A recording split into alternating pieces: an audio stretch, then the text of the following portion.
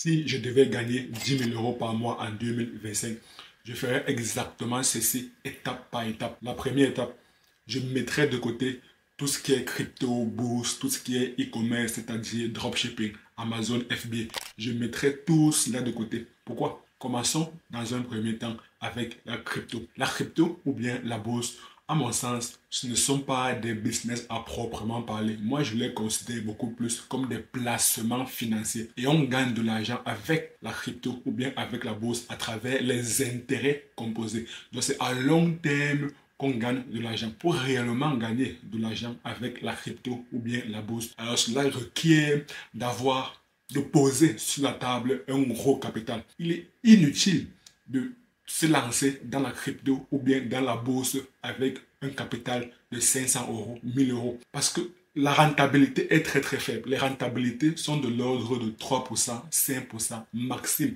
Lorsqu'on a trop grand fait, lorsque la rentabilité est effarante, c'est autour de 10%. Donc imaginons que vous vous lancez dans la crypto avec 1000 euros et que le taux de rentabilité est de 5%. Cela fera combien? Cela fera que vous gagnez autour de 100 euros seulement. Donc, à la fin du mois, vous gagnez seulement 1100 euros. Vous avez posé un capital de départ de 1000 euros et vous gagnez 1100 euros. Ce qui est dérisoire, ce qui est très très faible. Donc, selon moi, se lancer dans la bourse ou bien la crypto, c'est juste une perte de temps, une perte d'énergie et une perte d'argent. D'ailleurs, la bourse, selon moi, est plutôt considérée comme des investissements. Et qui dit investissement dit qu'il y a une grande part de risque, dit que vous avez très très peu de contrôle dans la chose dans laquelle vous avez placé votre argent. Parce que ce sont des investissements. D'ailleurs,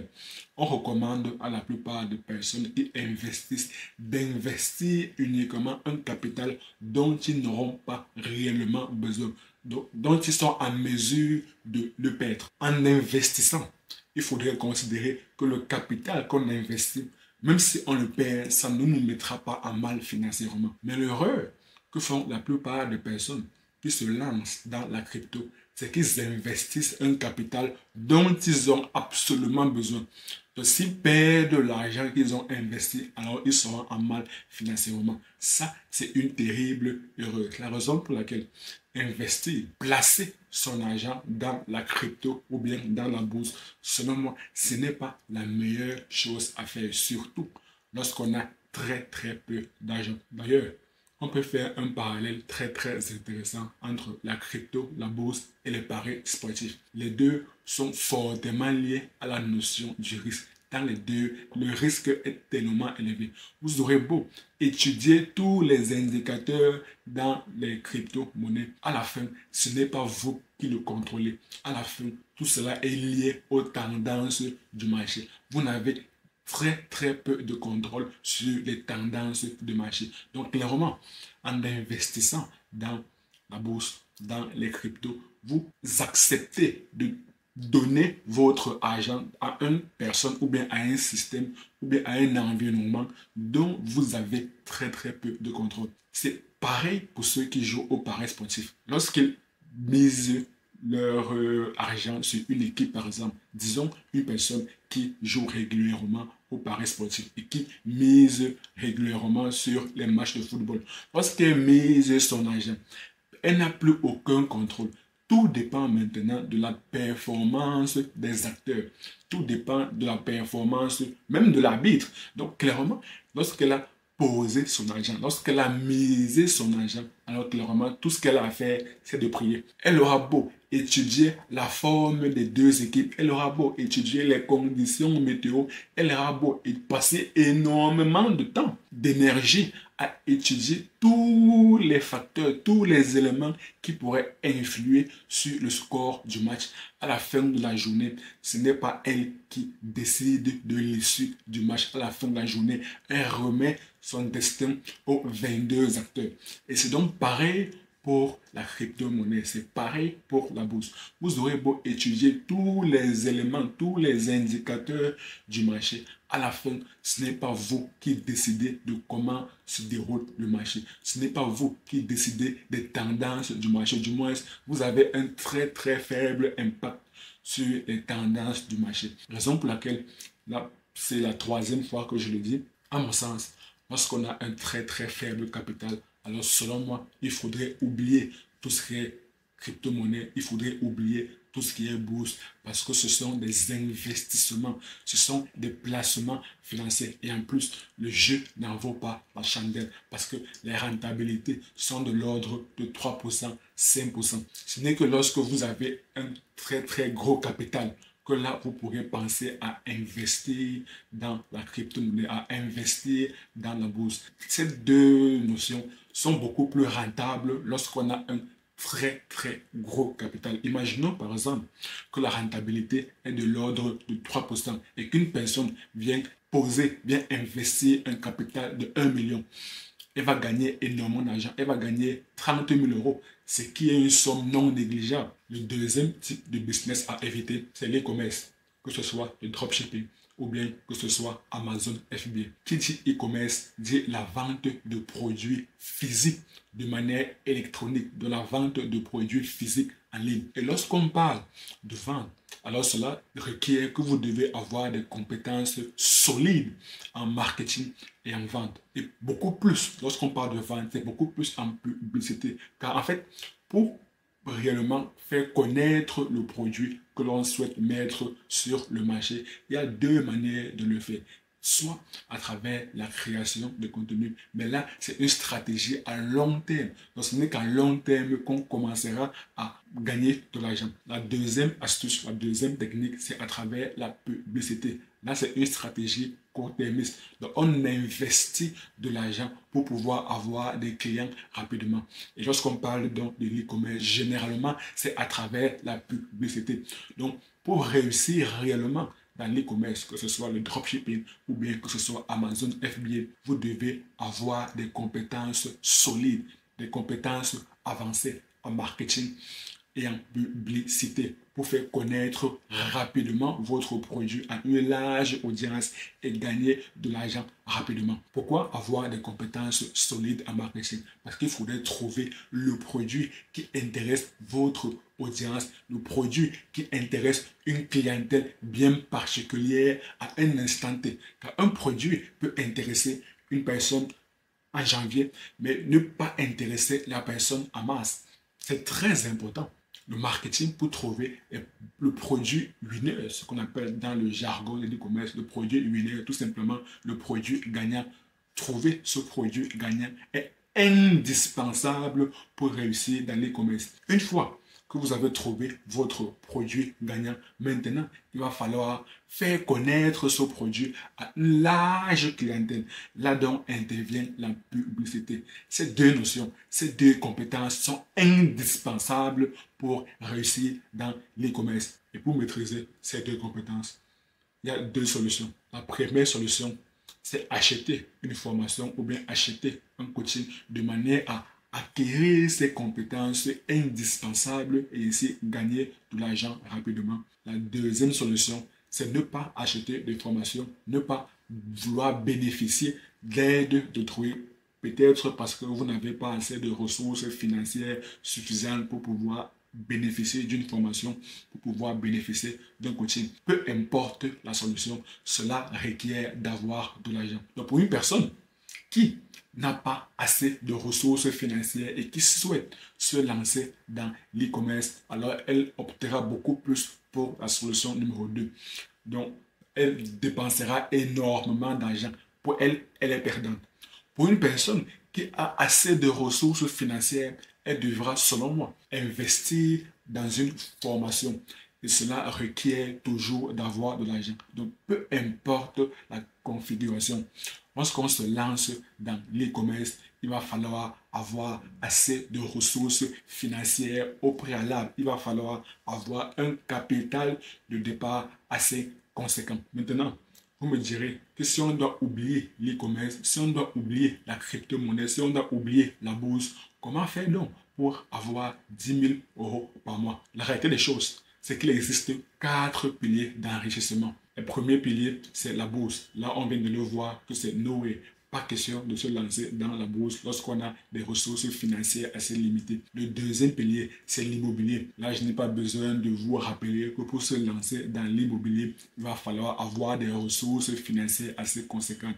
Il va falloir avoir un gros capital de départ pour se lancer dans l'immobilier. L'immobilier n'est pas un business des pauvres. L'immobilier est un business des riches. Le troisième pilier, ce sont les business physiques. Pour les business physiques, cela requiert également d'avoir un capital plus ou moins conséquent parce qu'il va falloir considérer les coûts de production, les coûts de fabrication du produit. Il va falloir également considérer les coûts de livraison, considérer les coûts de stockage. Donc avoir un entrepôt, avoir une place pour stocker votre produit avant d'être livré. Même pour les business physiques, il va falloir avoir un capital de départ plus ou moins conséquent. Et le quatrième pilier d'enrichissement, ce sont les business en ligne. Donc, la particularité avec les business en ligne, c'est que les coûts de production, les coûts de fabrication sont très très faibles. Pourquoi? Parce qu'il s'agit des produits digitaux et la rentabilité est conséquente. Le chiffre d'affaires est élevé et les coûts, les charges sont faibles. Donc, les bénéfices sont énormes. Voilà pourquoi il faudrait se lancer dans les business en ligne. Donc, le meilleur moyen pour gagner 10 000 euros par mois en 2025 est de se lancer et de créer un business en ligne. Maintenant, vous me demanderez, quel business en ligne lancer qui requiert d'avoir des ressources financières très très faibles, qui requiert d'avoir un capital de départ assez faible, mais tout de même qui permet d'avoir une rentabilité élevée. Rendez-vous dans la prochaine vidéo. Le meilleur business en ligne pour faire 10 000 euros par mois à la création de contenu. Voici 10 raisons qui expliquent pourquoi. La première raison est une étude très très récente réalisé par Goldman Sachs qui a révélé que l'industrie de la création de contenu va doubler et avoisiner les 500 milliards de dollars d'ici 2027, précisément 480 milliards de dollars. Il faudrait savoir qu'actuellement, l'industrie de la création de contenu est évaluée à 250 milliards de dollars. Et les chiffres récents réalisés par Goldman Sachs révèlent que ce chiffre va doubler et avoisiner les 500 milliards de dollars. Ce qui est exceptionnel, ce qui est énormissime. Il faudrait réellement savoir que la création de contenu n'a pas réellement débuté avec YouTube en 2005, ni même avec Facebook en 2004. La création de contenu a réellement débuté avec le tout premier réseau social 6degree.com en 1997. Donc de 1997 jusqu'à nos jours, jusqu'en 2025, ce qui représente 28 années. Donc pendant 28 ans, l'industrie de la création de contenu est estimée à 250 milliards de dollars, ce qui est déjà énorme, ce qui est déjà faramineux. Mais on ne s'arrête pas là. L'étude réalisée par Goldman Sachs est une multinationale très très connue. Donc les études réalisées par Goldman Sachs sont des études qui sont très très fiables. Et l'étude réalisée par Goldman Sachs révèle que d'ici 2 années, les 250 milliards de dollars estimés dans l'industrie de la création de contenu, les 250 milliards de dollars pendant 28 années d'existence de la création de contenu va doubler en 2-3 ans. Donc cela traduit bel et bien qu'en 28 années d'existence de la création de contenu, c'était un peu de l'amusement. Le réel enjeu demeure les 2-3 prochaines années. Les 2-3 prochaines années, il y aura énormément d'argent dans l'industrie de la création de contenu. Donc s'il y a un moment où il faudrait se lancer dans la création de contenu, le meilleur moment était en 1997, lors de la création du tout premier réseau social 6degree.com. Le deuxième moment, c'est maintenant.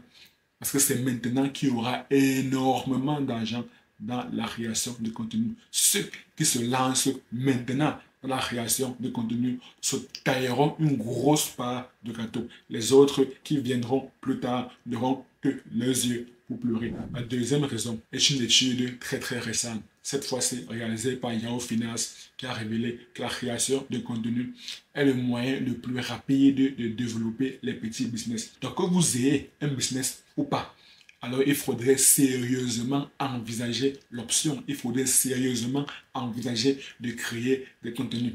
Si vous avez déjà un business, alors créer des contenus vous permettra d'avoir des clients, vous permettra d'avoir une clientèle. Et la bonne nouvelle avec la création de contenu, c'est que vous avez une portée internationale. Donc l'échelle est tellement immense, vous pouvez avoir des clients un peu partout. Là, c'est si vous avez déjà un business. Mais même si vous n'avez pas encore un business, créer des contenus vous permettra d'avoir une audience.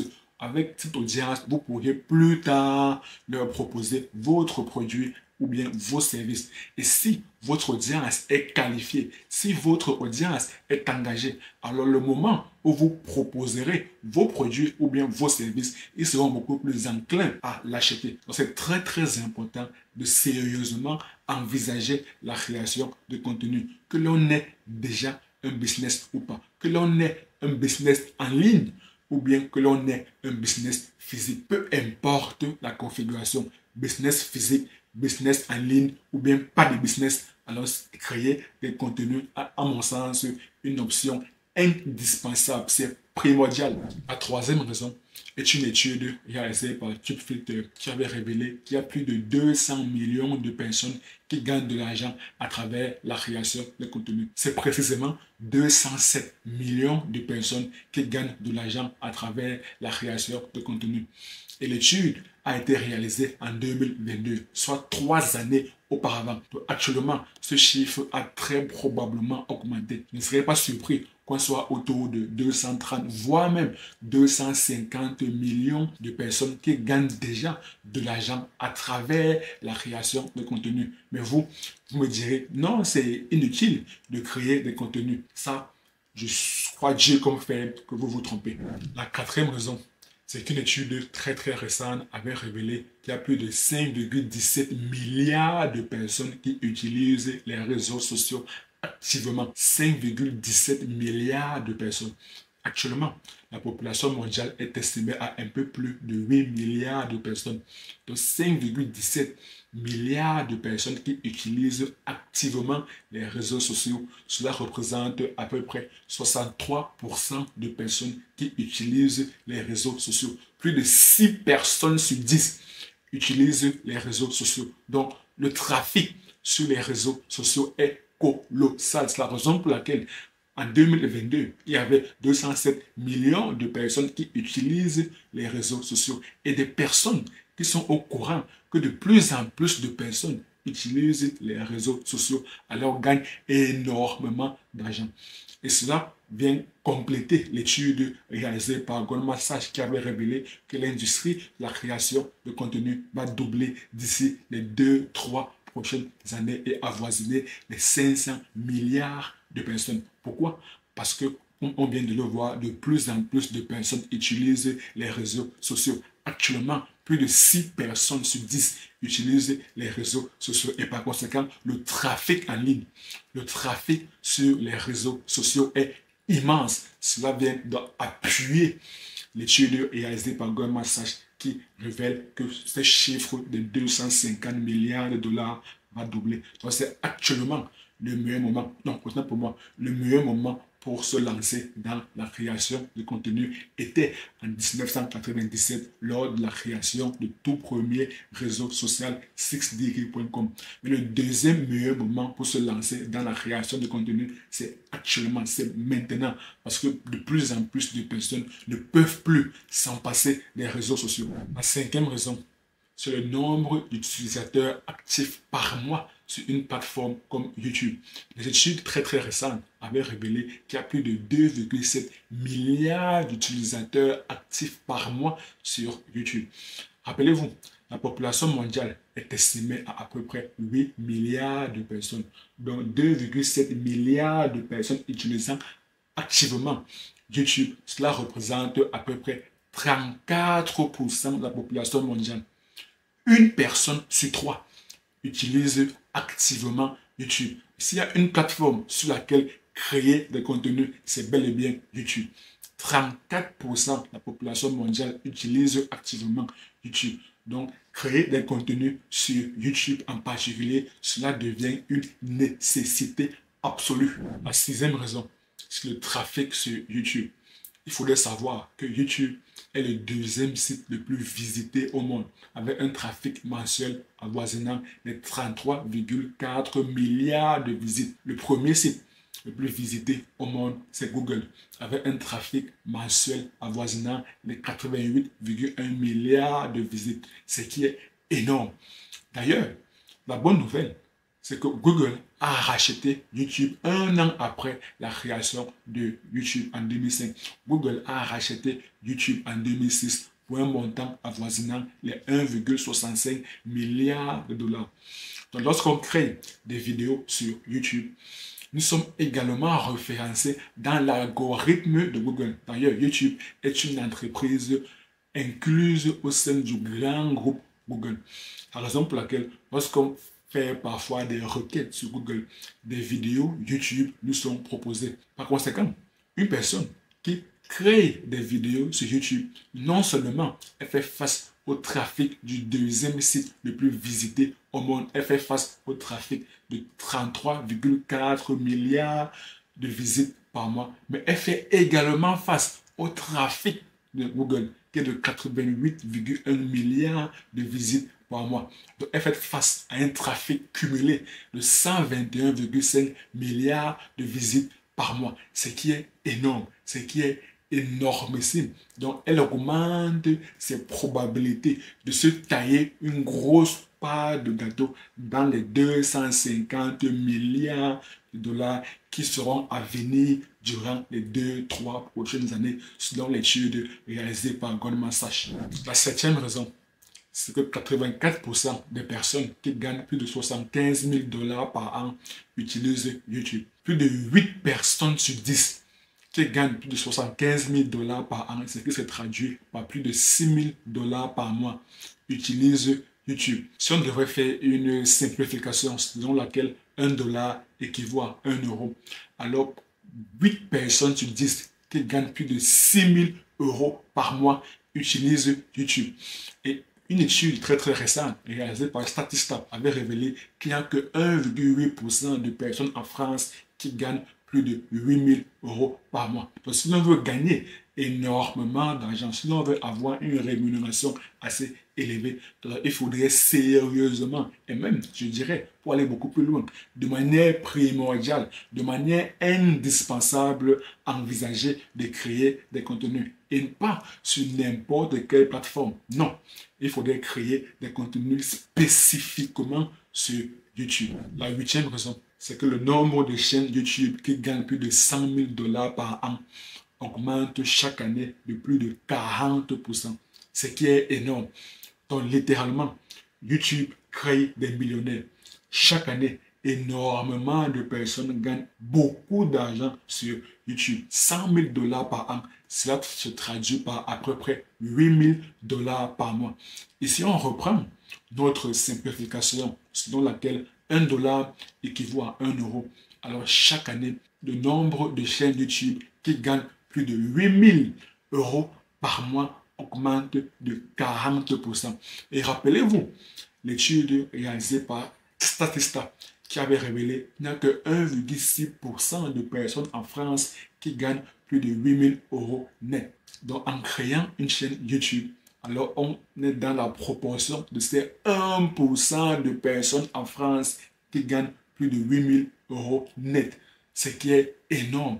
Donc créer une chaîne YouTube devient, à mon sens, devient selon moi primordial, devient indispensable à la limite.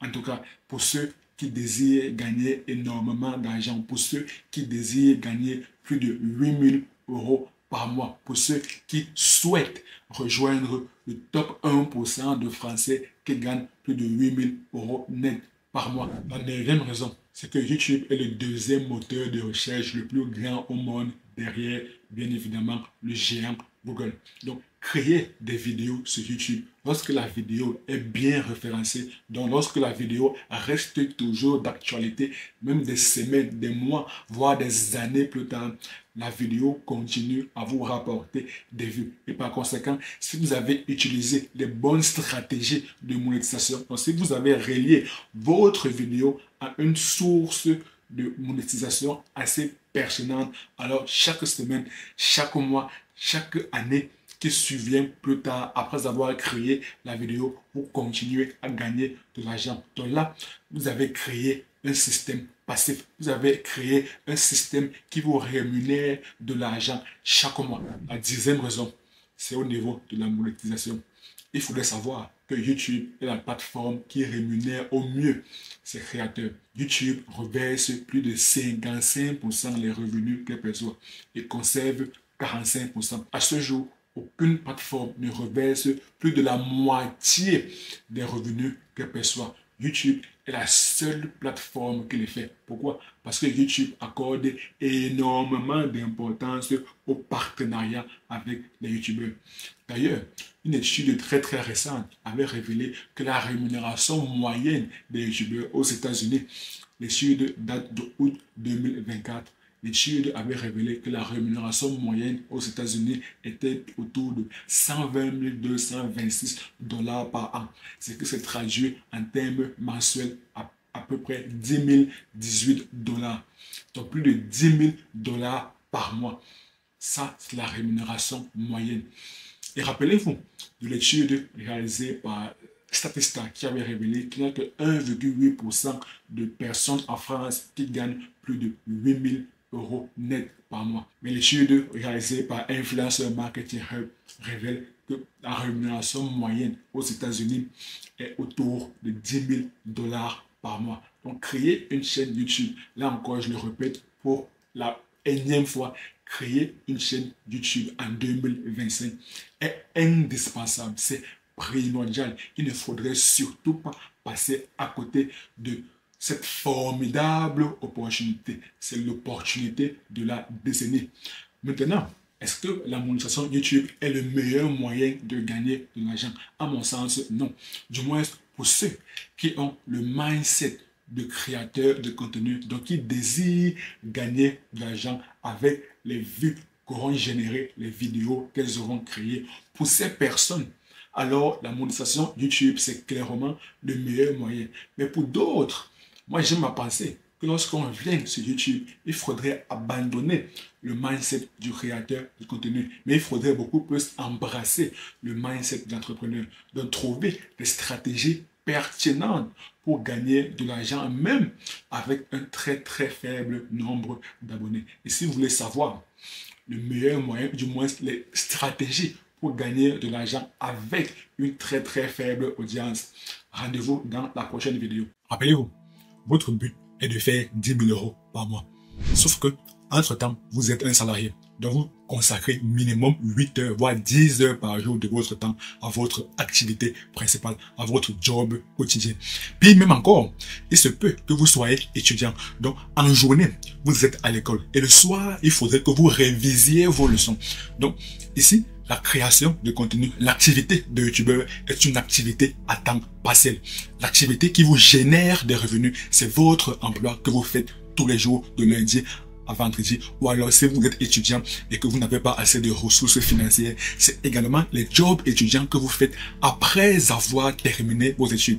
Donc c'est très important à comprendre qu'étant donné que votre objectif est de faire 10 000 € par mois, non seulement la création de contenu est un job à temps partiel, mais ce n'est pas le job qui vous paye votre facture, du moins vos factures. Donc ici, le réel enjeu réside dans le fait de trouver des stratégies de monétisation efficaces pour gagner de l'argent, même lorsque vous êtes en train d'effectuer votre activité principale, et de trouver une stratégie de monétisation passive qui vous permet de générer des revenus passifs. Une alternative serait de maximiser vos revenus pendant votre temps libre. Donc, je récapitule rapidement. Il y a deux moyens. Premier moyen est de maximiser vos revenus pendant votre temps libre. Deuxième moyen est de trouver une stratégie de monétisation qui vous permettra de générer des revenus passifs. Donc, de continuer à générer des revenus lorsque vous êtes même en train d'effectuer votre activité principale. Parce que la création de contenu représente, du moins à court terme, votre activité secondaire, représente à court terme un job à temps partiel. Maintenant, quelles sont les différentes sources de monétisation sur YouTube? La réalité des choses, c'est qu'il existe une infinité. tout dépend juste de la créativité du youtubeur. Mais les principaux moyens de monétisation utilisés par la plupart des youtubeurs, nous avons dans un premier temps ce que tout le monde connaît, ce sont les revenus publicitaires de la monétisation YouTube. Mais là, est-ce que c'est un bon moyen pour gagner de l'argent, pour générer des revenus passifs ou bien même pour maximiser vos revenus durant votre temps libre? À mon sens, non. Pourquoi? Parce que pour pouvoir être monétisé sur YouTube, il va d'abord falloir remplir les conditions de monétisation, à savoir soit 1000 abonnés, les 4000 heures de visionnage les 12 derniers mois, ou alors 1000 abonnés et 10 millions de vues short les 90 derniers jours. Cette deuxième condition est même beaucoup plus compliquée que la première condition. Donc, on va beaucoup plus se focaliser sur la première condition qui est liée à la durée des visionnages, ce qui est beaucoup plus accessible. Une étude très récente révélée par VidIQ avait révélé qu'il fallait en moyenne 15,5 mois pour atteindre la barre des 1000 abonnés. Donc plus d'1 an pour atteindre la barre des 1000 abonnés. Mais là, vous me direz que vous connaissez des youtubeurs qui parviennent à atteindre rapidement la barre des 1000 abonnés. En juste quelques semaines, ils ont atteint la barre des 1000 abonnés. Oui, c'est tout à fait possible. Surtout avec l'avènement des shorts. Il est possible de publier énormément de shorts et ce qui va conduire inéluctablement à amasser énormément de vues et par conséquent à amasser énormément d'abonnés. Mais est-ce que lorsque vous atteignez la barre des 1000 abonnés, est-ce que cela traduit forcément que vous êtes éligible à la monétisation YouTube? Non. Car vient ensuite le second critère qui est la durée de visionnage, qui est d'atteindre la barre des 4000 heures de visionnage. Donc le ratio, c'est un abonné doit regarder vos vidéos pendant 4 heures de temps. Donc oui, c'est possible de publier énormément de shorts. Mais l'inconvénient avec les shorts, c'est que les shorts ne permettent pas d'améliorer la durée de visionnage. Donc, il faudrait trouver un moyen pour améliorer en même temps son nombre d'abonnés, mais également augmenter sa durée de visionnage. Il faudrait trouver un moyen pour pouvoir avoir le ratio d'un abonné pour 4 heures de visionnage. Raison pour laquelle l'étude révélée par VidIQ qui avait stipulé qu'il fallait environ 15,5 mois pour atteindre la barre des 1000 abonnés. Selon moi, ça paraît être une estimation assez correcte.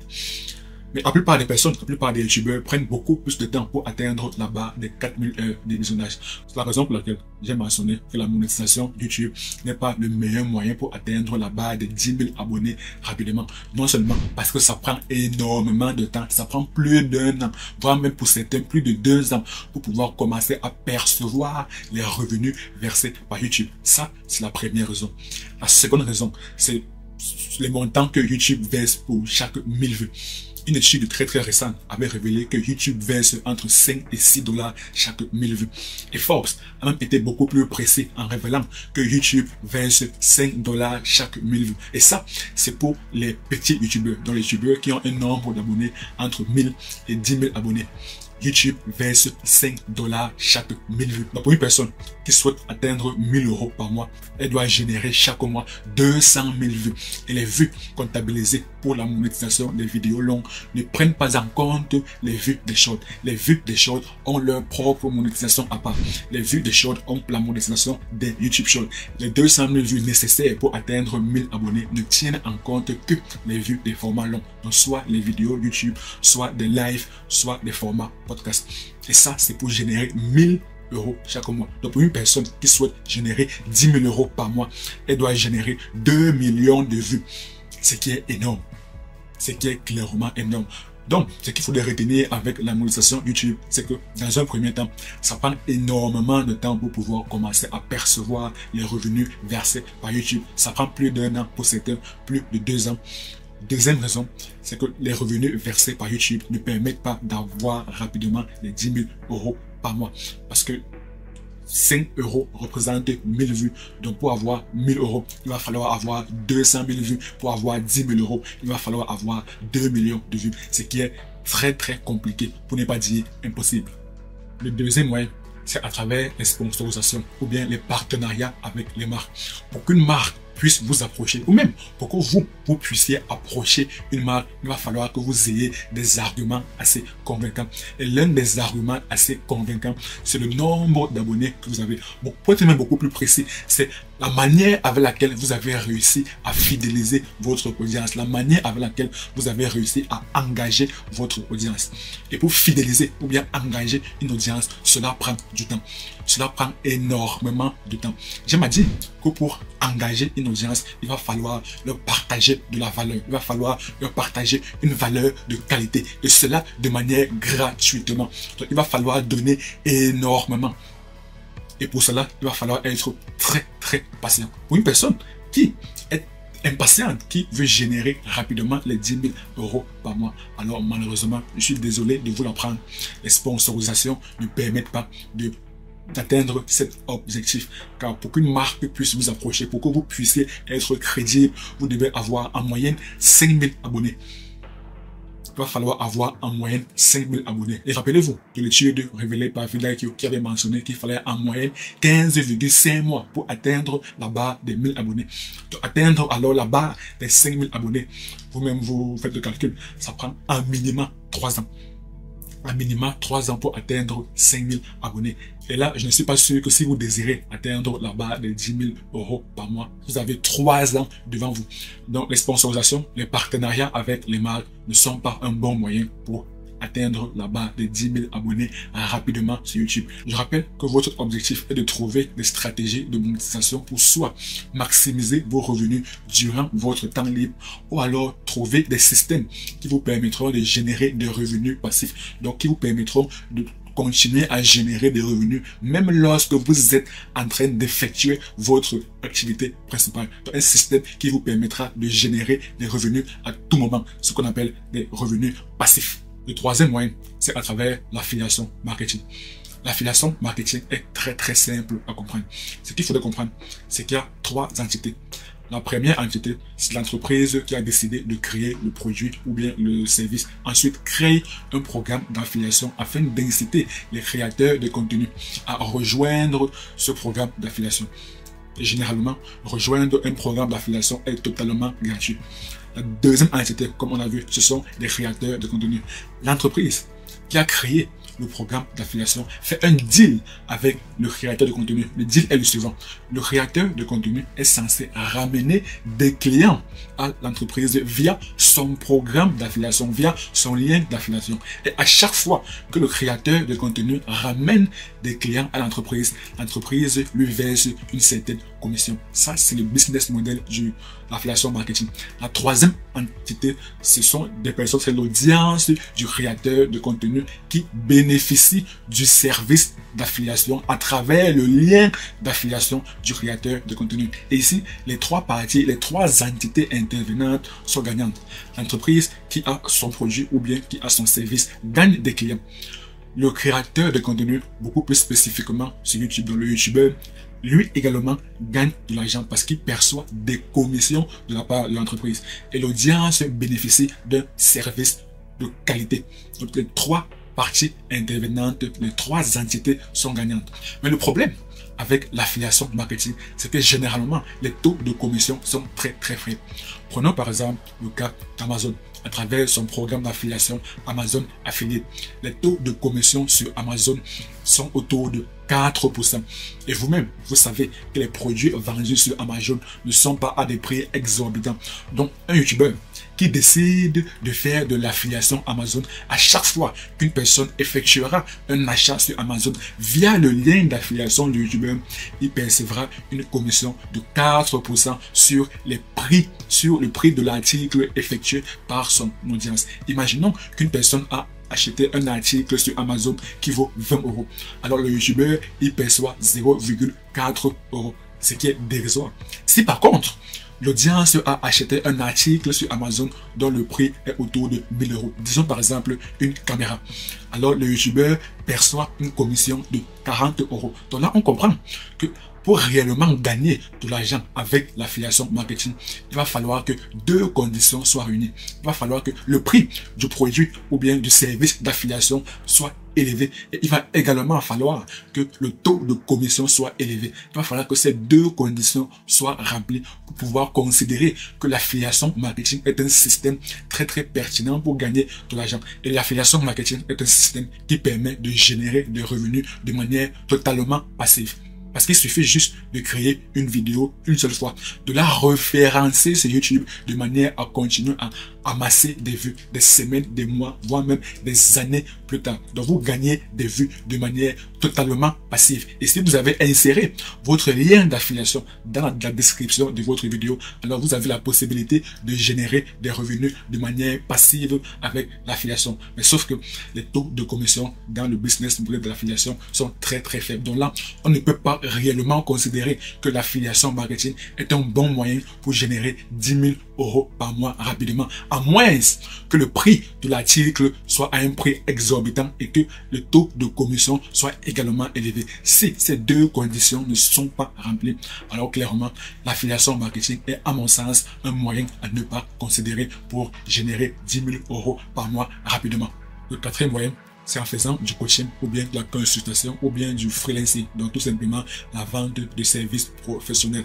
Là, c'est un très bon moyen pour proposer des prix premium. Car en faisant du coaching, vous vendez votre expertise. Et parce que vous vendez votre expertise, alors les prix de vente sont élevés. Parce que vous échangez votre temps contre de l'argent. Non, pour être beaucoup plus précis, vous échangez votre temps et votre expertise. Donc, il va donc falloir avoir une rémunération qui permet de balancer cela. Raison pour laquelle ceux qui proposent du coaching, ceux qui proposent de la consultation, généralement ont des prix premium parce qu'ils échangent leur expertise acquise au fil des années contre une rémunération élevée. Et parce que le coaching est lié à votre temps, alors il va falloir maximiser vos revenus pendant votre temps libre. Rappelez-vous, vous êtes soit un employé, soit un étudiant. Donc vous avez très peu de temps libre devant vous. Donc si vous voulez réellement maximiser vos revenus durant votre temps libre, alors il va falloir opter pour la solution du coaching ou bien de la consultation. Le coaching n'est pas un système qui vous permet de générer des revenus passifs. Non, parce que vous échangez votre temps contre une rémunération assez élevée. Par conséquent, le coaching, la consultation ou bien le freelancing, la vente de services professionnels est un bon moyen pour générer rapidement les 10 000 € par mois. Et je rappelle que pour faire du coaching, on n'a pas besoin de remplir les conditions de monétisation de YouTube. Le cinquième moyen, c'est en faisant la vente de formation. Là, à mon sens, c'est le moyen le plus approprié pour ceux qui sont soit employés ou bien qui sont étudiants. Parce que c'est un moyen qui vous permet de générer des revenus de manière totalement passive. Bien que les prix des formations ne sont pas à des prix aussi élevés comme peuvent être les prix des coachings. Mais la particularité avec la vente de formation, c'est que les prix ne sont pas des prix très faibles. Les formations généralement se vendent autour de 300 €, 500 €, 1000 €. Ce qui est une somme assez intéressante. Et avec la vente de formation, vous pouvez générer des revenus de manière totalement passive. Donc vous pouvez être en même temps un employé et continuer à générer des revenus, même lorsque vous êtes en entreprise, même lorsque vous êtes en train d'effectuer votre activité principale qui vous permet de payer des factures à la fin du mois. Vous pouvez également être un étudiant. Lorsque vous êtes en cours, vous recevez des reçus de paiement de la part de Stripe ou bien de PayPal parce que vous avez créé votre formation une seule fois. Vous l'avez hébergé sur une plateforme qui peut être soit Kajabi, soit System.io, soit Project. Il existe une multitude de plateformes en ligne permettant d'héberger les formations. Donc vous avez créé votre formation une seule fois. Vous l'avez hébergé sur une plateforme et tout ce qu'il vous reste à faire est de drainer du trafic des réseaux sociaux vers votre formation. Et là, vous avez des ventes de manière totalement passive. Et générer 300 €, 500 €, 1000 € par prix de vente de formation, ce ne sont pas des prix sur lesquels il faudrait cracher. On ne crache pas sur 300 €, on ne crache pas sur 500 €, on ne crache pas sur 1000 €, surtout lorsque ce sont des sommes que vous avez réussi à générer de manière totalement passive. Donc selon moi, la vente de formation est le meilleur moyen pour générer rapidement les 10 000 € par mois parce que cela ne requiert pas d'être actif pour générer ce type de montant parce que cela est un moyen qui vous permet de générer des revenus totalement passifs. Donc s'il y a un conseil que moi je donnerais à tous ceux qui sont employés ou bien à tous ceux qui sont étudiants et qui désirent générer 10 000 € par mois, selon moi, je leur recommanderais, je leur conseillerais de créer des formations, de les héberger sur une plateforme et de drainer du trafic vers cette formation de manière à générer des revenus de manière totalement passive. Rendez-vous dans la prochaine vidéo.